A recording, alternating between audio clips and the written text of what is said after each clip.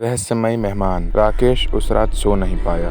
आंखें बंद करते ही वही अजनबी का चेहरा सामने आ जाता। चमकती आंखें, अजीब सी मुस्कान और वो डरावना अंदाज। पिता की बात दिमाग में गूंज रही थी। वो इंसान नहीं था, वो भूत था। सुबह हुई, लेकिन राकेश का मन अशांत ही रहा। मन में बार बार यही सवाल उठ रहा था कि वो अजनबी आखिर कौन था और क्यों बार बार जंगल की बात कर रहा था। आखिरकार उसने तय किया कि वो खुद जाकर सच्चाई जानेगा। दोपहर को वो अपने एक दोस्त विजय को लेकर पास के जंगल की ओर निकल पड़ा। जंगल के रास्ते में माहौल अजीब था। चारों ओर सन्नाटा, पेड़ों की सरसराहट और कभी कभी पक्षियों की चीख। दोनों धीरे धीरे अंदर बढ़ने लगे। थोड़ी दूर जाने पर राकेश को वही अजनबी दिखाई दिया। वो एक पेड़ के नीचे खड़ा था, चेहरे पर वही रहस्यमयी मुस्कान।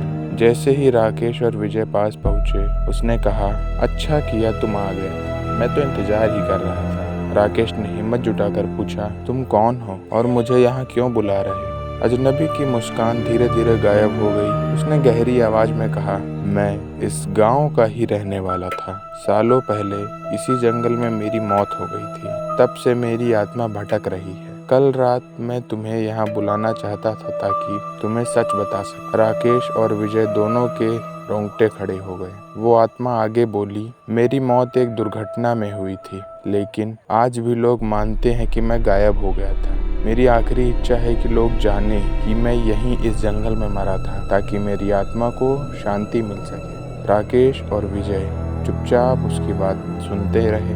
अचानक एक ठंडी हवा का झोंका आया और वो अजनबी धुंध की तरह धीरे धीरे गायब हो गया। राकेश और विजय गांव लौटे और सबको सच बताया। गांव के बुजुर्गों ने जंगल में पूजा करवाई और आत्मा की शांति के लिए दीप जलाया। उसके बाद कभी किसी ने उस अजनबी की आत्मा नहीं देखी।